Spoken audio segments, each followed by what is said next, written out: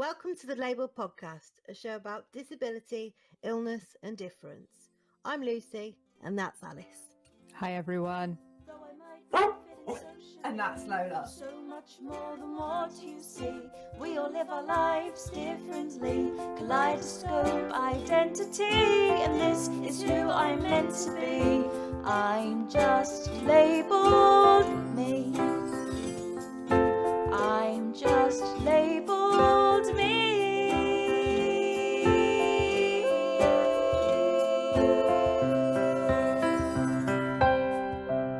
This is our very first episode. We're very excited. It's exciting, this. They've let us have a microphone and a podcast and everything. I mean, you say let us. We went out and bought that. It's just that nobody has stopped us so far. Nobody has stopped us. This could be a terrible terrible decision. No, but yeah, it'll be fine. It'll be fine.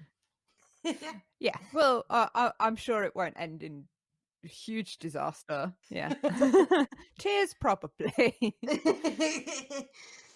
So what we wanted to talk to you guys about today was we just wanted to give you a little bit of an idea about kind of who we are and what we want to get out of the podcast, you know, where it's kind of coming from for us. So I don't know, Luce, do you fancy starting off by telling us about why you wanted to get a podcast started and sort of, you know, how you got into it?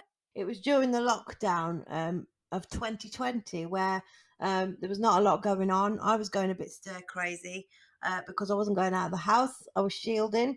And I thought, for ages, I've been wanting to do a podcast. I was on hospital radio about 3 years ago. I've got lots of experience of radio. And I've always thought, I'd be really good on a podcast.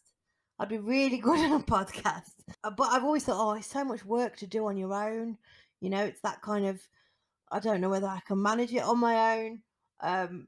Toyed with the idea for 5 minutes, shelved it. Toyed with the idea, shelved it. When the lockdown happened, I thought, do you know what? I'm going to really start and investigate this. So I put a little tweet out on Twitter that said, would anybody be interested in a podcast that was surrounding disability? Not asking for a co-host, just putting the feelers out to see if I get anybody to listen. In enters Alice, who said, I just stuck my nose in, didn't I? And I went, do you want to do a podcast? Because I want to do a podcast. Yeah. I've been listening to podcasts. I'm a big podcast fan. I like a podcast and a gin while I'm in the bath.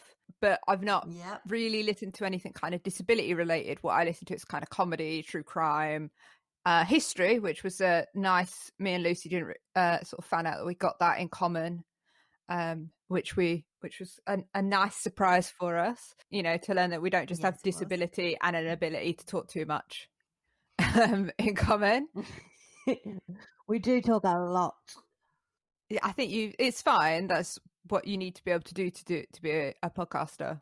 But I think I imagine our families are both really glad that we found each other, because we can just talk at each other and not talk at them all the time now. We've got an outlet. Yeah. So I'd been listening to podcasts and stuff, and I'd just kind of gone, I think, like Lucy, it was lockdown, the first lockdown of God knows how many. I just thought, I was listening to stuff and I thought, I could do this. Like, I'm interested. I think it probably coincided with the fact that I've been dipping in and out of Twitter for years. And then during lockdown, you know, not seeing anybody and stuff like that, I kind of started spending more and more time on Twitter and realized how much of a sort strong disabled community there is on Twitter. You know, which I really didn't realize before. And so, I sort of thought, well, there's a very strong disabled community out there. But although I do think there are some, you know, it is a little bit insular. It's disabled people talking to disabled people. And I thought it would be really nice to try and open this up and these conversations up to other people. And so I thought having a podcast with somebody else that I can kind of talk to these things about with would be a really good option. So when I saw Lucy's tweet, I was like, this is absolutely something I'd be interested in. And I went away and was talking to my husband about it, and he went, well, why don't you just see if she wants to do it with you? Because I think he'd been sick of me going, oh, I don't know who to ask and nobody wants to help me. And he was like, why don't you go bother this lady on the internet? He's going to be such a good parent. I'm so lucky. Just be like, go talk to someone online. Leave me alone. So I basically put some ideas together. Well, an idea that I'd got floating around in my head. And then Alice said, well, this is my idea. And then she said the magic words, I think we can find some middle ground. So I took a bit out of mine, she took a bit out of hers, and together we created the lABLEd podcast. Yeah, it was what we were both like. You really liked the idea of having guests on. I really liked the idea of having guests on. And I think we just sort of wanted to, you wanted to hear people's stories. I wanted to talk about kind of the ideas behind stereotyping and labels and things like that. And it sort of just melded quite nicely together, I think. It did. So we had a Skype meeting, got to know one another, which I think was meant to be an hour, and actually ended up being 2. That sounds about right. My mum actually said when I came off the phone, off Skype from you, she said, you did an awful lot of the talking. And I was like, yeah, I know. And I'm thinking, after that call, I went off to my husband and I went, I think this could go really well. But when guests might struggle to get a word in edgeways between the two of us. It is something we're learning. So the early episodes, you might hear us interrupting one another all the time until we get the knack of a system of let me speak. It's a hard one because I'm visually impaired. Like we can't really use a visual signal. Like no. Lucy can't stick her hand up and be like, I've got something to say. Yeah. So essentially what just happens is I keep talking until Lucy interrupts me and then I shut up for a bit and then I go, oh, is it my turn again? Which is why we've got our editor to do the job for us.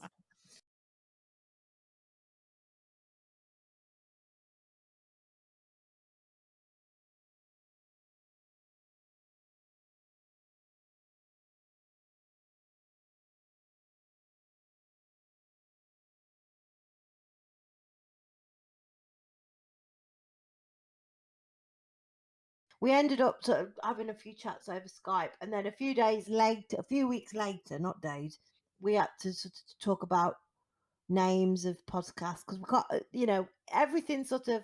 Once we got a name, then we then needed the artwork. Once we got the artwork, we could then start making the forms and stuff. So it all sort of gradually moved along at a quick pace once the name was all sorted. But we came up with so many names. I'd wake up in the morning after Alice had one of her bouts of insomnia, and she'd go, "What about this name? What about this? What about?" I'd be there on my phone like 3:00 in the morning on the online thesaurus, just like, "Oh, that's a good word. That's a good word. That word means the same as this word. What about this?" And random combinations of things, and I really like wordplay. I really like puns and wordplay. I'm not particularly good at them myself. But whenever I see them, I'm like, oh, I love this. So I tried to come up, and I came up with some pretty terrible ones of those as well. One of the names that we came up with was pigeonholed. There was a lot of talk about pigeons at one point. Typecast, which we then discovered was a podcast about actors and script writing. Yeah. And that was the thing. Lucy would come up with an idea and I'd be like, oh, I really, really like that. And I'd like start thinking about it and start sort of getting carried away with it. And then I'd be like, I'll just Google. Oh, no, that's a podcast already. We can't have that one. Because I didn't Google any podcast. I just came up with names like name-making machine. We knew we wanted to talk about labels and society's perceptions of people. So Alice said, well, why don't we just call it lABLEd, but spell lABLEd as in, with able in the title. Yeah, because what I wanted to do was I can remember being really like, it sounds really pompous and just I'm not proud of myself for sounding like quite such a dick, but I can remember saying to my husband, oh, I really want to, like interrupt the labels here. I really want us to be kind of interrogating this word for what it really means and visually, really disrupting these negative stereotypes. And that was where the kind of, able is a part of the word disabled, and this is a podcast about disability, but it is also, there's a lot of kind of conflicting opinions on phrases about ability within the disabled community. And I think that was something, I wanted to take advantage of that, to be like, well, because I appreciate there's a lot of people, and I'm personally one of them, I don't particularly like the phrase differently abled. But I understand what people are trying to get at when they say it. And so it was sort of, I wanted to take that intention and sort of poke fun at it a little bit and use it to kind of make our point about the labels. Yeah. So that's what led us to lABLEd. lABLEd is as it's phonetically spelled. So yeah, and then we decided we wanted to talk about the sort of content that we were going to make within the podcast, because it's all right saying, "Oh, I've got a podcast," and you think, well, what are we going to do within that hour and 5 minutes of a podcast every week? And we want, and it is kind of just us chatting shit for an hour. Yeah, we've just, but it's different people with a bit of a theme as well. Yeah. So we want to talk to people who've got chronic illnesses and disabilities about their lives and what they have managed to achieve maybe in life, despite being labelled by society as disabled, cerebral. I've got cerebral palsy, I'm blind, I'm deaf, I've got autism, whatever the label may be. We wanted to show the other side of that label, that just because society has this view of you, it doesn't mean to say it should stop you from doing anything. Anything is possible, and it might be slightly different, but you can achieve it, I think. Yeah. But without sounding too inspirational and, oh, isn't it wonderful, we are basically just stripping all that fluff back and saying, yeah, I'm disabled, I also have done X, Y, Z.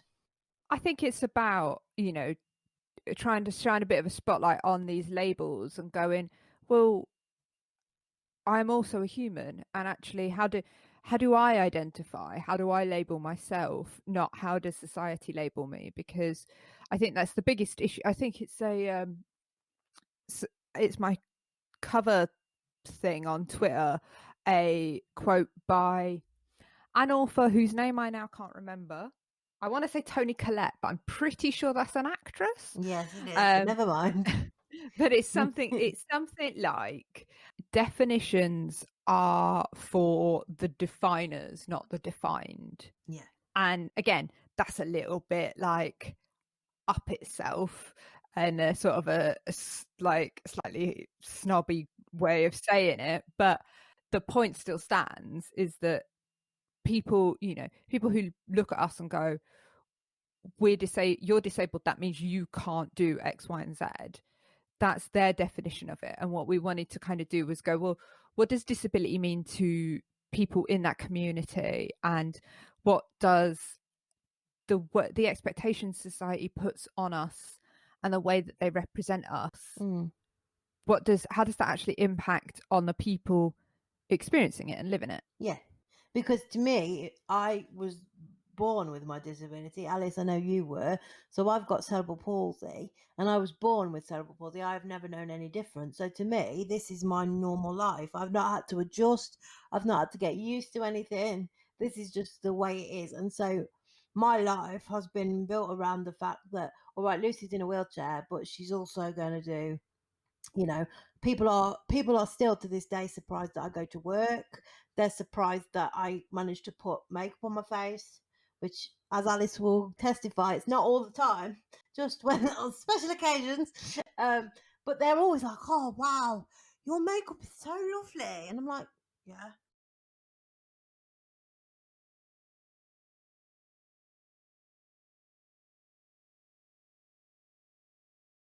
But and it's like silly little things that people go, oh, it's so brilliant, it's just so brilliant. And I'm thinking, what, like, or I'm learning to cook, for instance, and they go, oh, I think it's so brilliant you made your own tea. And I'm like, yes, it's been absolutely knackering, but it's not. You've made your tea, haven't you? It's the same. Mm. And when people call me the I word, so inspiration, often I will say that, I'll say, well, why? Yeah, I'm often curious as to why people call me an inspiration. Because have I inspired you because of the work I do, the podcast I've got, which we've got a podcast now, Alice. You don't say. That kind of, is it that sort of thing? Is it something completely unrelated to my disability? That's fine. If I inspire you, that's fine. But I don't want to be this inspiration just because I am in a wheelchair and I've then got these perceived difficulties, because what looks difficult to somebody else isn't necessarily difficult for me.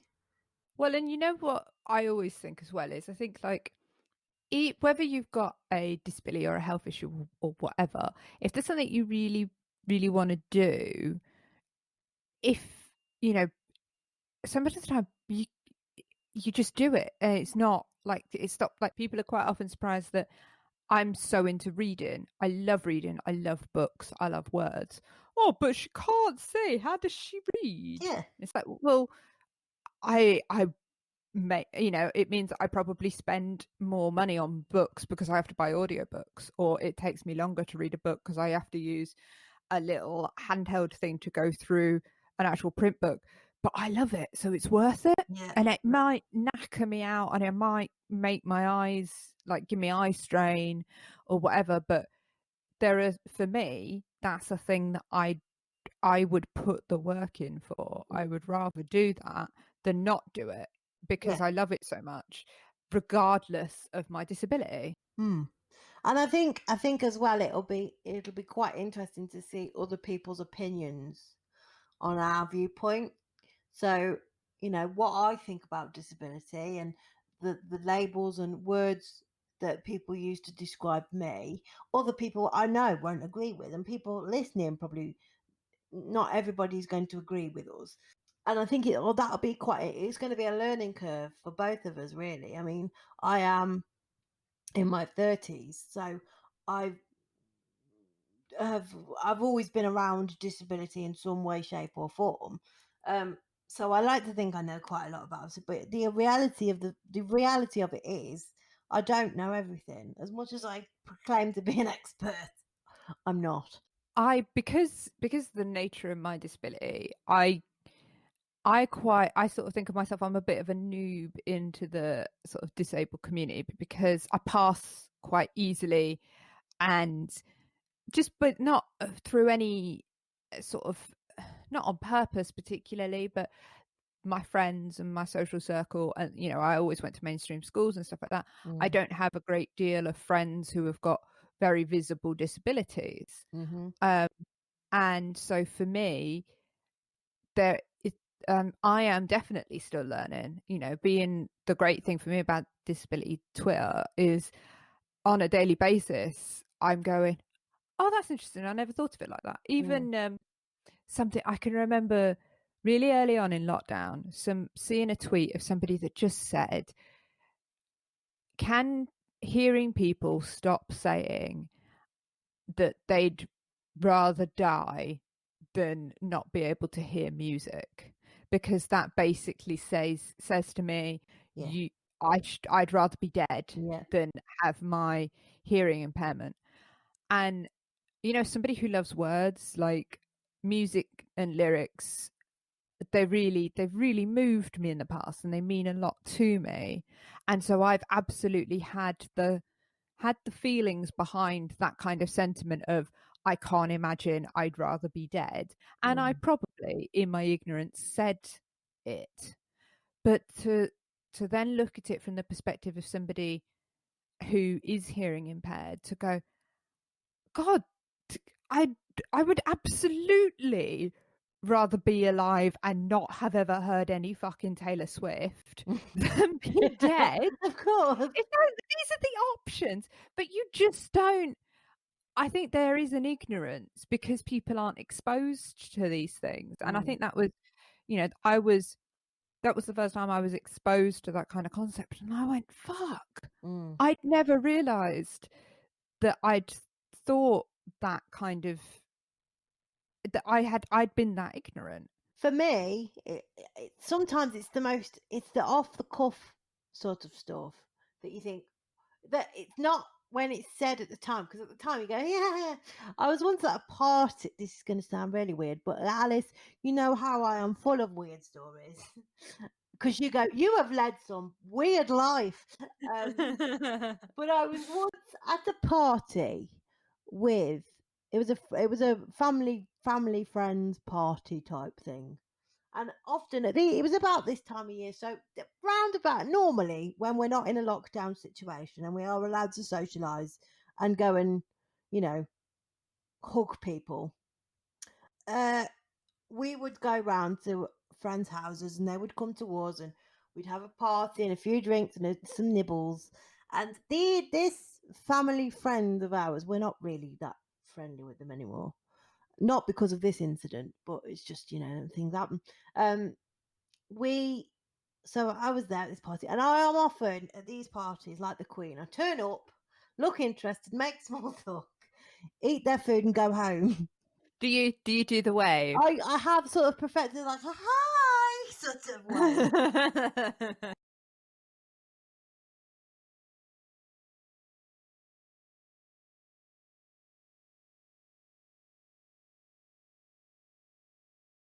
So I'm sat there at this party. Now, when I am at parties, I strategically place myself in equal distance between the food, the booze, and the loo, right? So I am in the corner. Like, I can pick out a spot in a room. I'm sitting there and I'm not moving. And the vicar of the village was at this party. And of course, I'm there in my chair, unable to run away or move away because I've obviously selected my spot and I'm not moving for hell or high water. I am near the twiglets. Do you know what I mean? Not moving for hell or high water or priest. No way. So anyway, he comes over and I making small talk, and I end up basically, I don't know why, basically because he's asking questions about my life, what where I went to school, what I want to do with I was about 16, 17, what I want to do with my life, and all this stuff. And by this point he's knelt down by the side of me, so we're at sort of proper talking height for a disabled person, rather than me having to. Can I just interrupt? What are your feelings on that? On people getting down to your level like that? Is it? Yeah, I don't mind it. So long as you talk to me, I don't mind whether you're stood up, crouched down, stood on your head. I'd rather you talk to me than stare. Going back to the vicar at the party, he basically he must have been crouched down for about 2 hours. At some point, I did start to worry about his back, because I was like, he has been down here for an awful long time. And then I went. He stood up, and before I left, he said, "Well, it's been really interesting to talk to you, Lucy. Thank you so much." I said, "Yeah, no problem." And I'm thinking I've done my bit for disability awareness there. I've opened his eyes on life with a disability, and he turned around and he said, "Because one thing you've got to take away from this is the fact that when life gives you lemons, you make lemonade." I've always thought about that Tumbleweed. phrase. Tumbleweed. If life gave me lemons, I'd be much more inclined to like make bits of lemon to go in my G&T. Exactly. Eases the pain. Yeah. What's everybody's obsession with lemonade? Like, it's and I think that's kind of the point, isn't it? You're going, oh well, being in a wheelchair, that's obviously your lemons. Yes. So, well, actually, if being in a wheelchair is your lemon, you might not want to make lemonade. You might want to be like, fuck you, I'm going to have 8 gins with this lemon. Yes, please. Where's that subscription box? Because I've not got it yet. But it's like, and the whole thing about people making assumptions about me and about my disability. So there are people that believe that if I am sad, I must be sad because I'm in a wheelchair, when in fact there's a whole heap of other issues that could cause me to be sad, and do often cause me to be sad. And my disability is the last on the list of the things that are making me sad. In fact, sometimes it's not even on the list. I get stressed out and stuff about stuff that has got nothing to do with my disability. But there are times where you do get to that headspace, and it doesn't happen very often. Once about every 5 years, I completely lose the plot. It's not happened for a while, so we're all right. But does that mean we're due one? well, possibly about 3 years away, I reckon. All right then. We're way off mark. But so something will happen, so I get very, very stressed and worked up and anxious because my CP doesn't cope with stress. I don't cope with stress very well. And then something else will happen, So it's like 2 or 3 things. And then the stress gets catastrophic. And then I get the fed up feeling of, and on top of that, I can't walk. Do you know what I mean? But that's when the pity party sets in.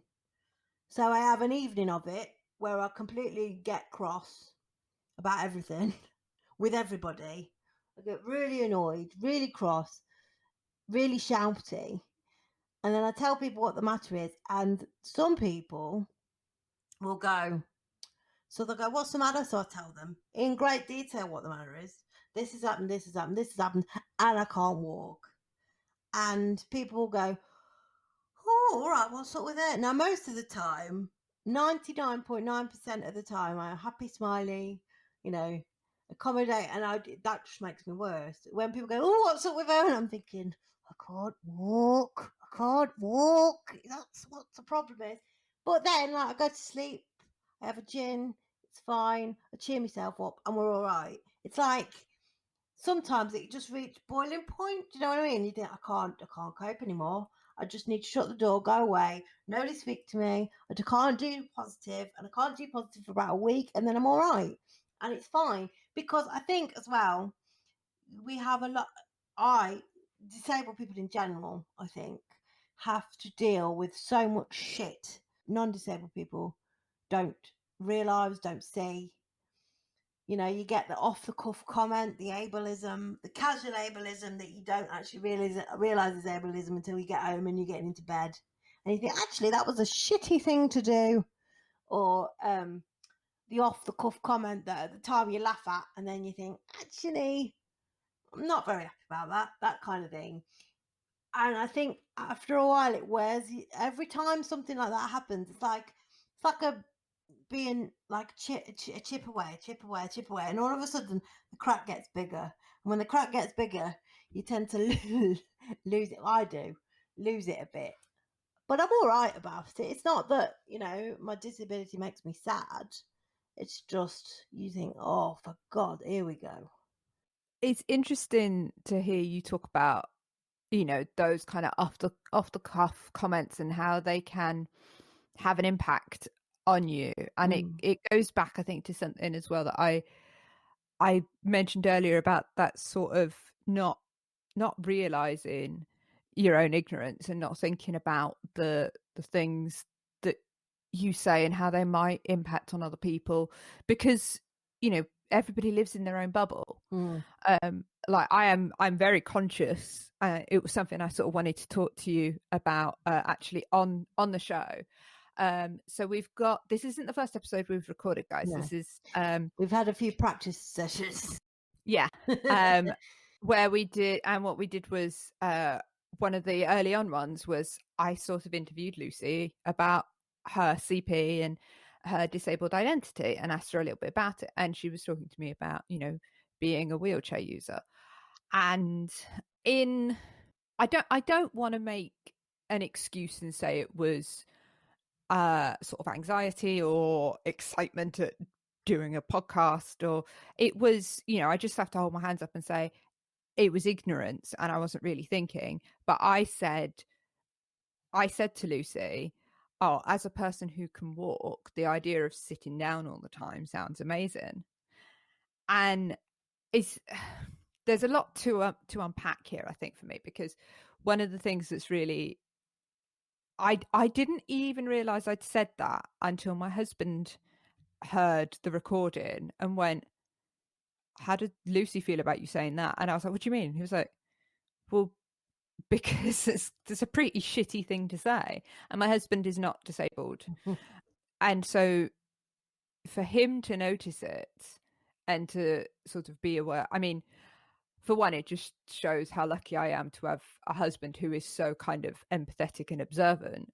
But it really drove home, it sort of shocked me, because I was like, hold on, I'm supposed to be a disabled person. I'm supposed to be aware of other people's needs and things like that. And it wasn't until it got pointed out to me by him that it was such a shitty thing to say. And so this is a very long around the houses way of saying I wanted to call myself out for it, Luce, and I wanted to really say, I'm really sorry for saying that to you. It was a shitty thing to say. Bless you. And I want to apologize, like, to any of our listeners as well who hear it, and because we're not going to edit it out of the show, because I think it's important to keep stuff like that in, because I want anybody who listens to the show to realize that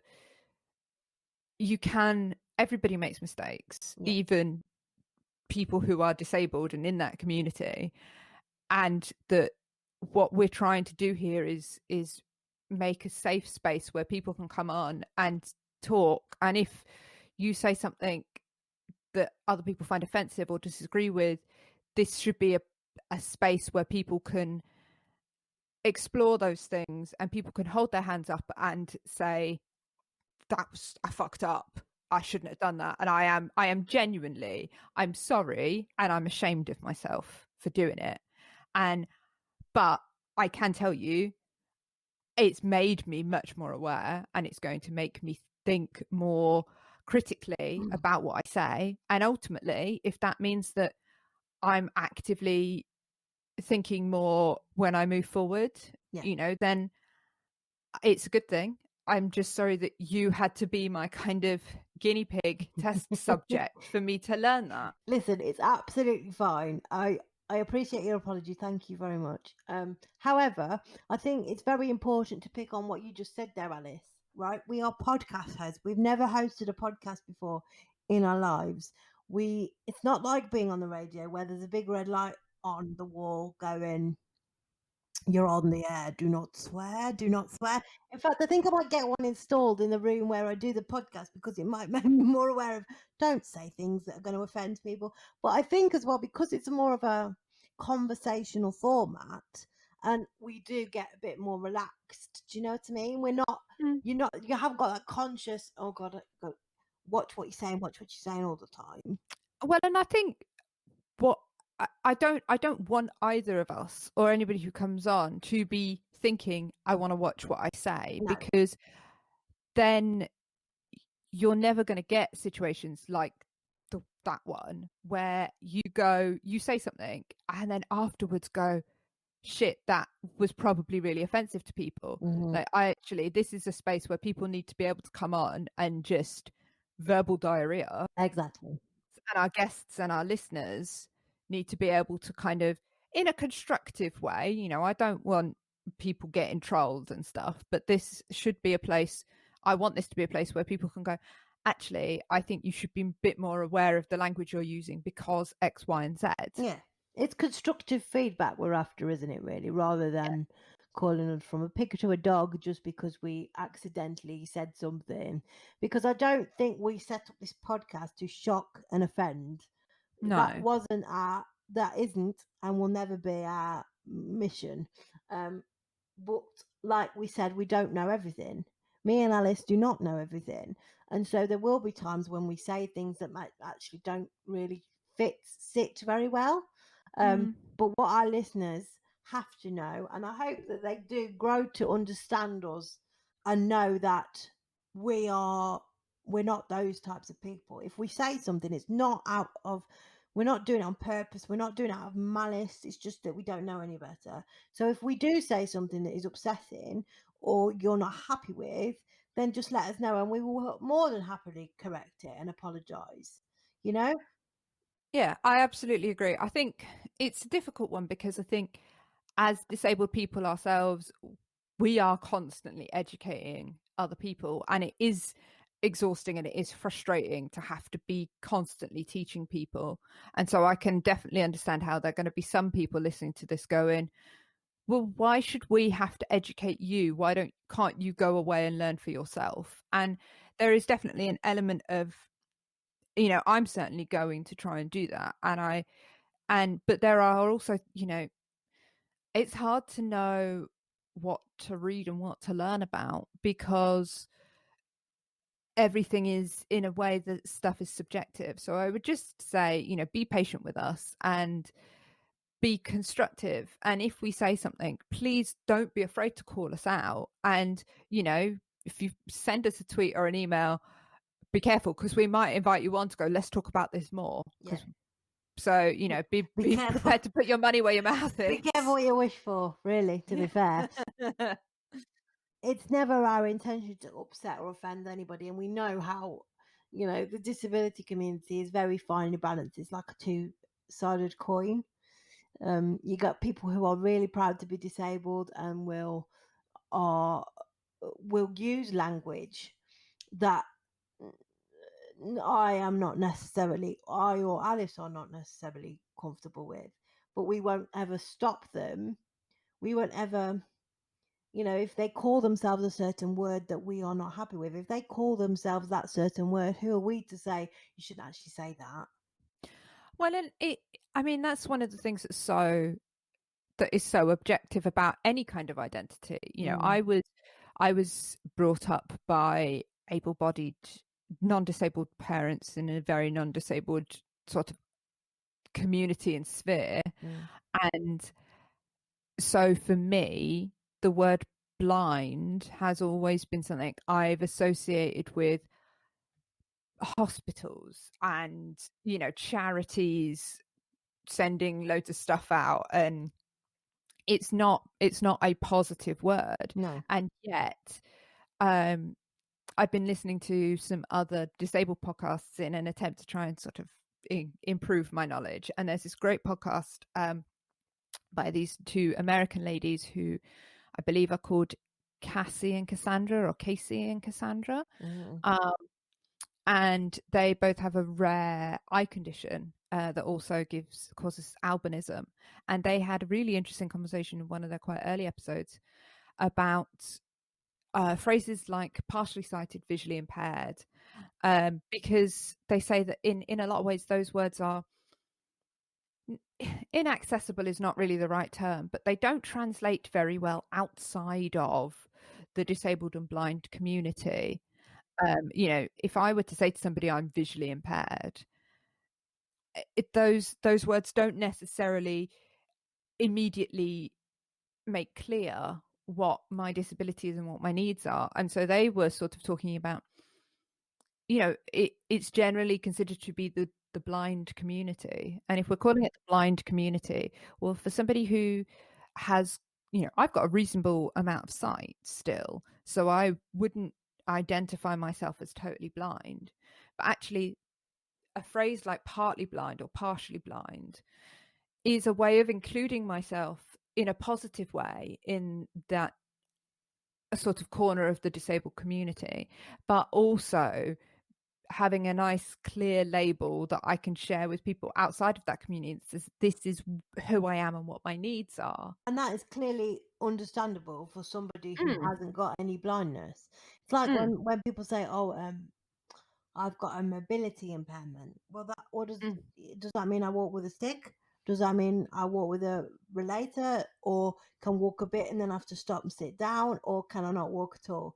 The reality of it is that phrase mobility impairment, it almost, when somebody says, oh, she's got a mobility impairment, it almost invites more questions, more probing questions. I can absolutely, I can see where you're coming from with that. And I suppose it's about how you want to present yourself ultimately, isn't it? If you want to go to somebody and say, I have a mobility impairment, and they then are, and it is the sort of thing that opens people up to questions. If you then don't want people to ask you questions, I mean, I'm not saying at all that you shouldn't be defining yourself as mobility impaired, because if that's what you want to call yourself, and then when people go, oh, what does that mean? You can turn around and go, use your brain, I've got a fucking mobility impairment, sod off, I don't want to talk to you anymore. Yeah. Or you can go, this is what I mean by mobility impaired. It is entirely up to you. But this is the thing about labels and the thing about language, is that there is that it is subjective in a lot of ways. It's open to interpretation. It depends on the experiences that you know, for lots of people within the blind community, blind has never been a scary, aggressive word, whereas it is something I'm, after 30 years of blindness, only beginning to kind of come to terms with. I can remember finding it really hard when I was a teenager to be identified as, at my school, I was not the only girl called Alice in my class. There was another girl named Alice in my class. We Please both had. do not tell me they're going to call you Alice the blind one. Other Alice was, and I wish her all the best in her life. She was incredibly anxious. She was ginger, bless her, and very pale and very freckly, and was so anxious that if teachers asked her to speak in class, she would cry. Yeah, I had somebody in my class that would cry. And I you know, and this was right through until we were 16. Right. And you know, I hope to God that she's got some kind of confidence and is feeling more secure in herself now. But looking back as a 13, 14-year-old girl, those are very strong, striking identifiers. And yet, whenever somebody was trying to talk about me or other Alice, it was blind Alice. It was never ginger Alice. It was never Alice who cries. It was because for them, my blindness was a stronger identifier. And I think there's more to it than that. You know, I was bullied quite badly because I think people saw my disability and my needs for kind of extra care and support at school as, you know, everybody as a teenager is really insecure, and it's that kind of pack mentality of you look for the weak one. And being disabled, they found that I was the weak one, and so I was the one that they hunted down. So yeah, going back to what I was saying, blind for me, it's taken a long time for me to actually lose the connotations, the negative connotations that word had for me, and start going, actually, you know what, I am blind. I do have blindness. My husband has this t-shirt that says, I love somebody with blindness to the moon and back. And he bought it like it was a charity thing. He bought it to support some charity, and it's and he wears it with pride. And I know, and I've never gone, oh, I'm not going out the house with you dressed like that. But I have been conscious of him wearing it, and it wasn't. Is it almost like you want to go that? Yeah, she's not talking about me. That t-shirt's not talking about me. As I walk down the street with my sunglasses and my guide dog, I don't know who he's fucking talking about. It's his mistress. It wasn't until a couple of weeks ago that I was sitting down, he was stood behind me wearing it, and I poked him in the bit where it says blindness, and I went, well, who's that then? And he went, oh, I don't know, some gobby cow or something like that. And it was just, I am only recently coming to that point of going, yeah, actually, blindness is something I have, and that's okay. So this is the thing about the labels we attach to ourselves and the labels other people attach to us. They mean different things for different people. And so, you know, as Lucy said, we're never going to correct people for terms they use about themselves. No. But I think it's really important to be aware of the terms that you use about other people, and not to assume that just because you're comfortable with a term doesn't mean that somebody with the same condition or in the same circumstances as you is going to be comfortable with that term. Exactly. I think that's a very important thing to say, because, you know, I call myself the worst names you could possibly think of, but it's in a jokey, well-meant manner, you know. And I take no offense to it, because I call even as a joke, I'll call myself, you know, words that other people would go, and they have often, when I've overheard it, gone, you can't say that. You know, if my friends are calling me the name that I would call myself, they go, you can't say that. Yeah, I can, because she's fine with it, you know. So it's not that we never set out to cause offence. We never set out to hurt anybody, to upset anybody, but you have to understand that the people that we are talking to are coming at it from a different viewpoint towards us. That's basically our disclaimer, isn't it? To be fair. Yeah, and I think you know, you've also got to put out there that what we want with this podcast is it to be a relaxed kind of people having a chat and people being open. Yeah. And there is going to be an element of, you know, bants is bants. Yeah. And so sometimes if I say something, I feel as though I can say things about myself to do with my blindness that are okay. Mm-hmm. And there are things that I can say about Lucy to do with her being a gobby cow that are okay. But absolutely. But I probably should be a bit more careful about the things I say about her using a wheelchair, because I don't have that lived experience to be able to comment on it. However, as a fellow gobby cow, I have got that lived experience to be able to be like, Lucy, shut up, it's my turn to talk. Exactly. So we just wanted to address that point. We know that it's a very important point to make, and we are aware that we are raising our heads above the parapet. Not everybody's going to like us, but that's life, isn't it? Not everybody likes you in life. Not everybody will like this podcast. It's just something that... Well, and you know, the internet is usually such a safe, friendly place where everybody is so nice to each other. Isn't it just? It's such a wonderful world.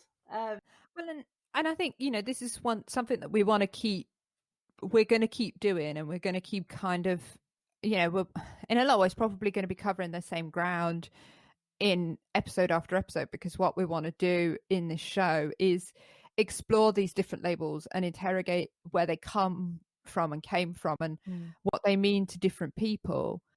Because, you know, that's like Lucy, I mentioned the differently abled phrase earlier, and I'm not a fan.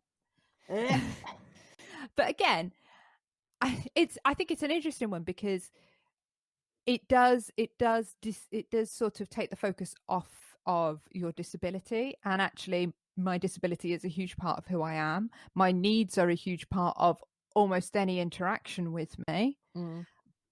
But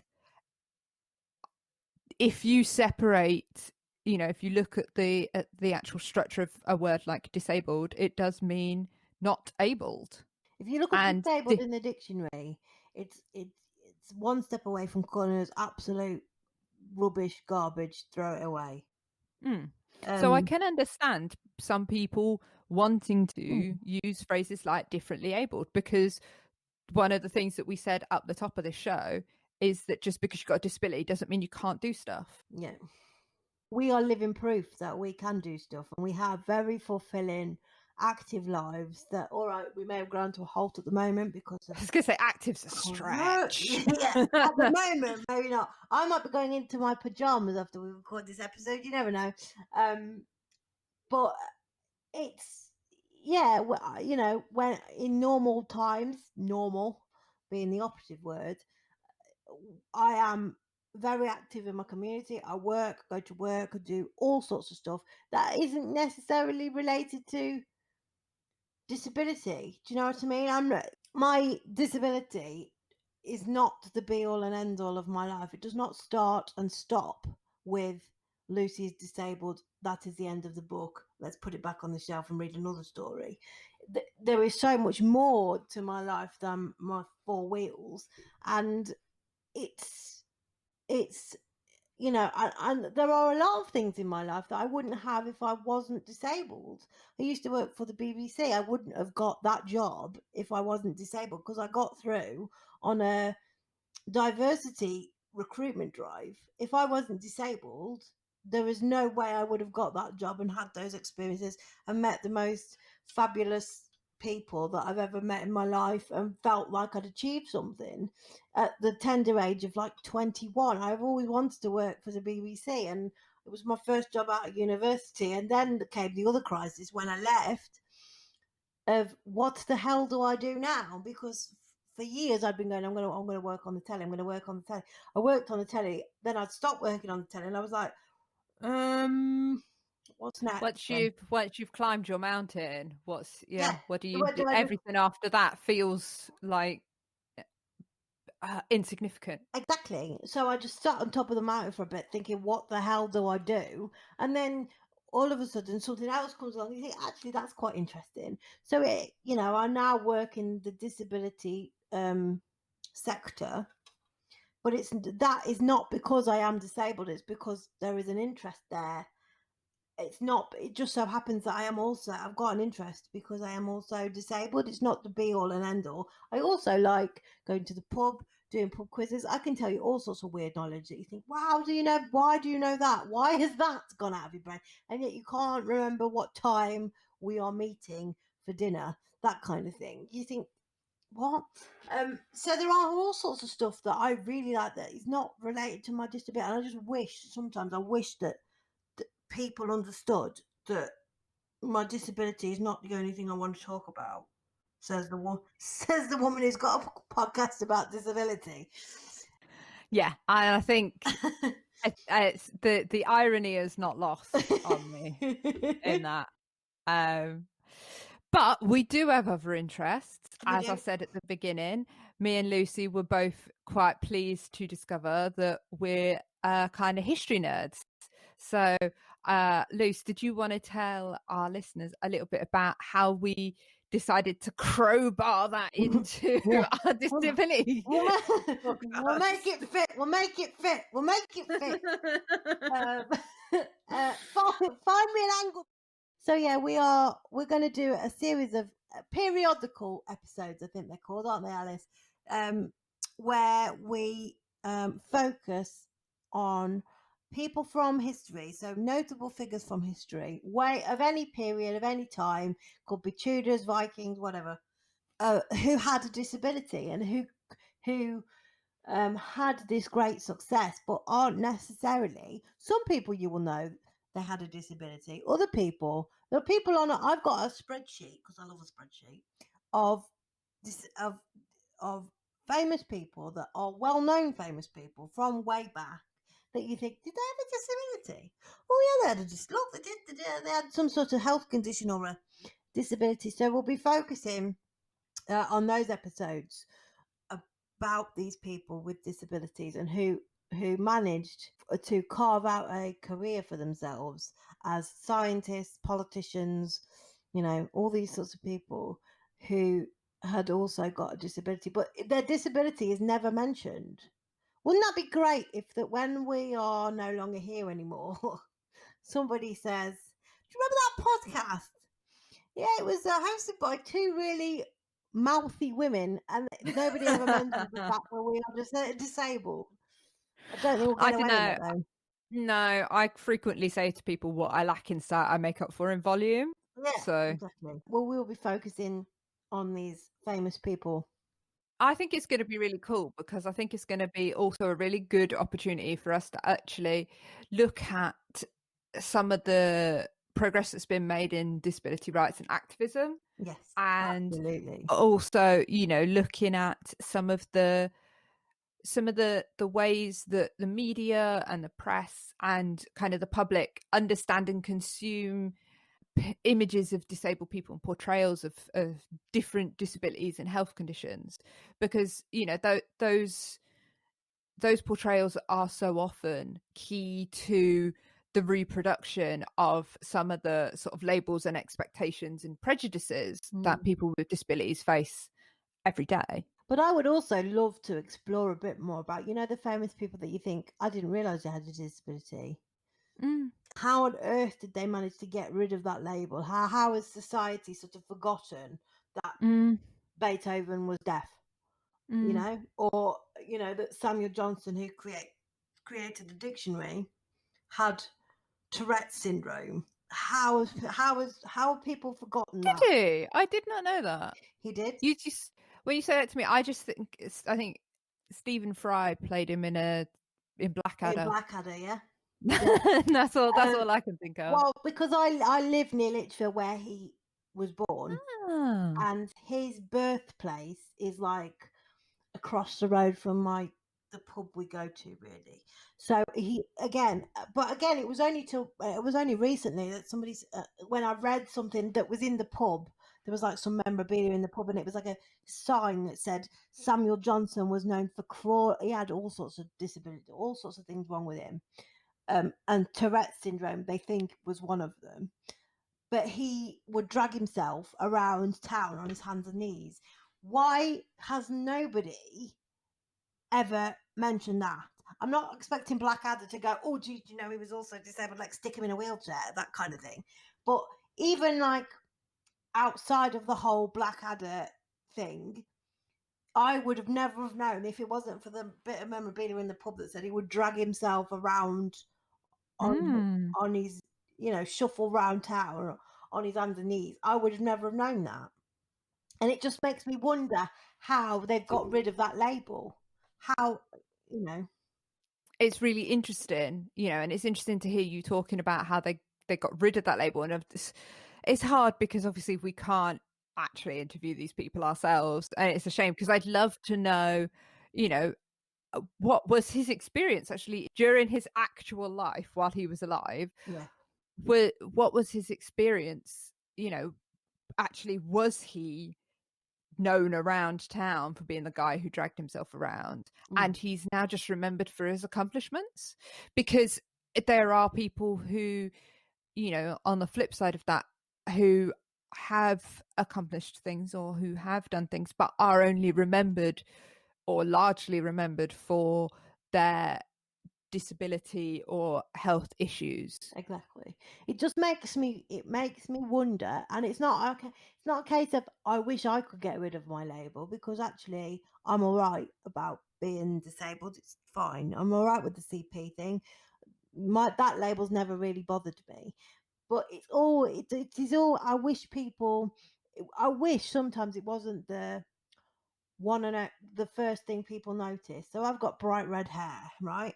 And I think that is a subconscious decision that if I dye my hair bright red, they're not going to notice the chair. It's stupid, because of course they're going to notice the chair. I'm just a woman with bright red hair who is also sat in a wheelchair. One of the most offensive things that was ever said about me is also one of the sort of it's almost one of the best things that's ever been said about me. It was back when I'd only just got my dog, and it literally the summer that I got her, and it was beautifully warm, and so I was wearing this nice cute floral print dress, and I like a sort of like 50s kind of rockabilly style dress in the summer. I was walking town, and I think I probably had my legs out, my shoulders out, and I had my nice sandals on, and I had my dog with me, my beautiful guide dog, and bothered to put my face on and stuff like that. And I walked past a building site, and one construction worker said to the other something like, "Oh," she heckled something at me like, "You're looking good, darling," or "I'd have a bit of that," or something. Yeah. Gross. And his mate said something like, "Oh yeah, so would I." And he turned back to him and he went, "Nah, you can have the dog." And I was hugely offended, but I was also a little bit like, I mean, he was so busy objectifying me as a woman that he didn't immediately objectify me as a disabled person. Exactly. And so it's quite nice for people to be like, look at them tits instead of look at them eyes. Yeah, exactly. But it's like it's so it is quite interesting to me. I mean, what have we got to do to not be remembered as the disabled person with bright red hair? Have I got to create the next version of the dictionary, or invent the next Facebook, or invent the coronavirus vaccine? Because I can guarantee if I did any of those things, I'd be like, oh yeah, do you remember that girl Lucy? Yeah. It's just really interesting to me. I think it is really interesting, and I think that our listeners will find it really interesting. And I want to put that message out there as well to our listeners. If there's anybody that you want us to do a dive into for a history episode, it doesn't even have to be ancient, history. I've been looking at people from the 19th and 20th century. If there is anybody you'd like to hear about, then please, or if you're an expert on someone, get in touch. We'd love to hear from you. We would. We are working at getting an expert in just to sort of sit with us and go, yeah, that's right, and offer a little bit more insight, I think. Somebody there to go, no, the Second World War wasn't 1827. Yes. How stupid are you two? So yeah, we are like working history, on but we're not actually historians. Not very good at dates. Both sort of moderately successful media graduates. So. Yeah. We know where our strengths or weaknesses are, so we're going to absolutely. So that is the other side of the podcast again, which I think brings another new dimension. And we've made it fit. It works. It's fine. It works. It's all right. Yeah, I mean, we haven't gone into disability aspect of like nail art. No, I think that would be a bit of a stretch. Yeah. Definitely. And I mean, there are some really cool like publications out there that already do disability fashion and stuff like that. Mm-hmm. I like bright colors because I can actually see them. So I basically like drawing attention to myself. So bright red hair, bright red colours. Not bright red colours, but just any colour that's bright will do me. Thank you very much. I love eyelash extensions because when I put mascara on, I just can't see well enough to not end up smudging it everywhere. Yeah. So eyelash extensions, I love it. I get up in the morning, I throw some water on my face, I drag a brush through my hair, and it's like, I'm ready to go. You are awesome. So lucky. You are so lucky. I miss my eyelash extensions so much. This has been the worst thing about coronavirus is like because all my waxing and stuff like that, I can manage that myself on my own. Yeah. Not necessarily to as high quality a level as the wonderful ladies who do it for me regularly, but I can get rid of my monobrow and that little bit on my top lip. Mm-hmm. But I miss my eyelashes. That just made me feel so pretty and human. When they put us into lockdown for the second time, my hairdresser, who again is also a friend of mine, because I've known him years, bless him, my hair was due on the Friday after we were meant to be going lockdown on the Thursday, and he moved me to the Monday. Aww. So he goes, yes, I'll get you in before you go. He goes, but don't tell anybody because otherwise everybody will kick off. So I've just told everyone on a podcast, but it's been and gone now. I was just going to say that. Yeah. But I was like, yeah, that's fine. Do I have to like come in wearing a paper bag over my head so they can't tell it to me? I was like, do Yes, because they're never going to be like, oh, who's the lady in the wheelchair with the paper bag over her head? Just drawing attention to myself again. There's conspicuous if I ever fucking saw it. Yeah, I haven't got conspicuous in my dictionary at all. So, yeah, not very good at being a shy, retiring type. Yeah, I think there is part of, growing up with a disability is that you have to get used to sticking your neck out and sticking your hand up and asking for help a lot, and you can do that in a shy way, and I'm not sort of judging anybody who chooses to do it in a shy way or in a more retiring, polite way, but I've never been that kind of person. No. I think even if I'd been sighted, I'd have been a gobby cow. I think it's extra because I have always been aware, not that I tend to notice it these days, but I am always aware that people are staring at me. And when I was a kid, I used to say to my mom, when I noticed it when I was a kid, when I was growing up, and I mean like a little kid, so like 6-ish, I'd often catch people like looking, because my mom would carry me. When I was 6, I was able to be carried. I was light enough to be carried. And so when you're carrying a 6-year-old, sometimes it's like, what are they carrying that 6-year-old for? I've got a VI friend whose daughter's got CP, Right. and so her daughter, I think, is 5 or 6 now, and she carries her daughter whilst working her dog. And I think the Blimey. looks, I know, I was like, what are you doing? Saddle for the dog. Yes. Surely that solves everybody's problem. Or like a little truck thing that you can attach Yeah, to like the a dog. sled. Yes. Yeah, you both sit in it. Yes.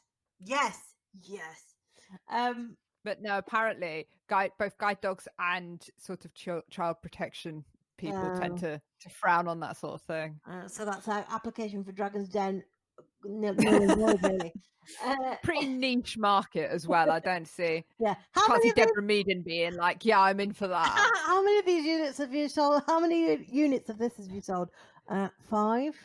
I was going to say the Venn diagram for parents who are visually impaired with children with mobility needs is, I mean, it's probably a reasonable number of people, but it's not. So I have always been conscious of the fact that people stare at me and look at me funny. And some days I don't notice it at all. Other days it's like they're gawping at me and I'm thinking, what are you looking at? And then I realise I've dyed my hair bright red.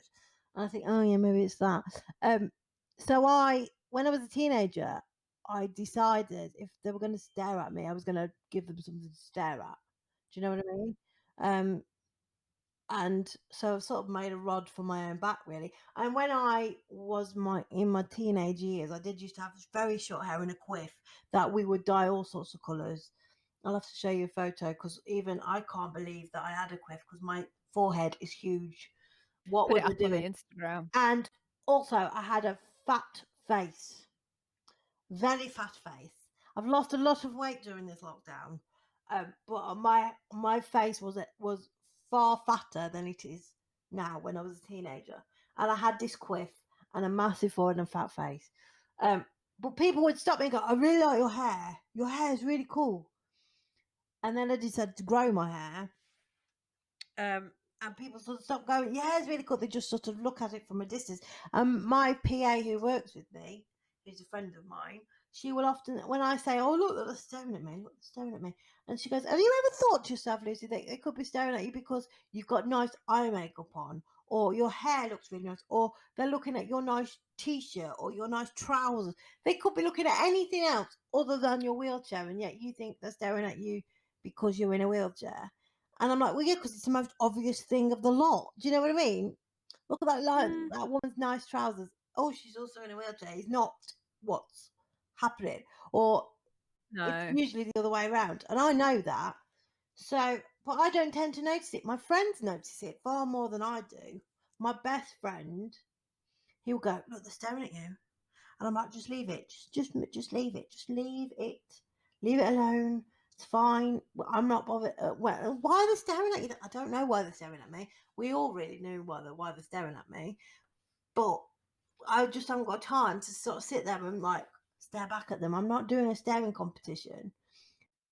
See, I can't see well enough usually to tell when someone is staring at me. But I also can't really see well enough to, if I am sitting near somebody and they've got like a really sort of strong pattern or something on their t-shirt, I also can't really see well enough to just look at it in a glance. Yes. So I quite often stare at people's chests and bellies and stuff for like minutes until my brain has had enough time to process what I'm seeing, and I go, oh, it's a tiger. And then I carry on. Oh, that's what it's like, a magic eye thing. Like, I can never do that. I can never do magic eyes situation. Well, yeah, obviously. But I could never do them anyway. But yeah, so the staring thing, I don't tend to do. But my mom always used to say when I was growing up, I'd go, Mummy, why are they staring at me? And she goes, because you're beautiful. And I knew that it wasn't because I was beautiful. That was my mum's spin on it. I mean, my mum thinks I'm beautiful regardless. I could look like a bag of spanners, and my mum go, "You're still beautiful though, because you're my daughter. You came from me." Whereas I always knew it wasn't that I was beautiful; it was because I was different. So yes, that's basically labelled in a nutshell. That is our aims and goals for going. Very large, rambly nutshell. Very large, hour and a half's worth of a large rambly nutshell. But that is our what editor's going to have his work cut out. Yeah, for him. sorry, Adam. But that's what we want to do with the podcast. That's what we are aiming to do. We hope that along the way we gain a few followers who would like to be part of our gang and listen regularly. If you'd like to become a guest on the podcast, Alice, would you like to give the details? Yeah, absolutely. So if you do want to be part of our gang, you can visit our website, which is www.labelledpodcast.co.uk. Don't forget that's labelled spelt LABLED, lABLEd. So yeah, head over to labelledpodcast.co.uk for our guest sign up form. We're also going to be putting some information up there about a GoFundMe, because at the moment we have been paying for all of our startup costs ourselves. So it would be really nice to be able to fund this podcast and keep being able to do it. So yeah, head over to our website. And Luce, do you want to tell people about the social medias? Yep, you can find us on social medias. Our handles for everything, so that's Twitter, Facebook and Instagram, are labelled podcast. So we're all on there. If you have any feedback, there's a comment form on our website that will take you straight through to our email address, which is labelledpodcast@gmail.com. Yeah, so you can always email us straight out if you'd rather, if that's more accessible to you. We're also going to have transcriptions of every episode for those who can't necessarily listen to a podcast straight off the bat. So there will be full transcriptions of each episode alongside each release of a new episode. So please feel free to subscribe, share and talk about us to your friends. We want to get as many listeners behind us as we possibly can. Rate, review and subscribe to us on Apple Podcasts or wherever you listen. Subscribing and reviewing and rating is really important, particularly for new podcasts. It tells other people about us. Even if you don't like us, leave us a 5-star review and then just never listen again. That's fine. But if you don't like us, pretend you do and tell all of your friends how great we are. And yeah, we're going to be looking for guests. We're going to be putting some call outs for guests for some sort of themed episodes and stuff we're going to do. So yeah, we really look forward to hearing from you guys. Do get in touch. I think we're done for our first episode, Lucy. I think so. Should we go and have a cup of tea? Oh, definitely. All right. Thanks, guys. Thanks. Bye.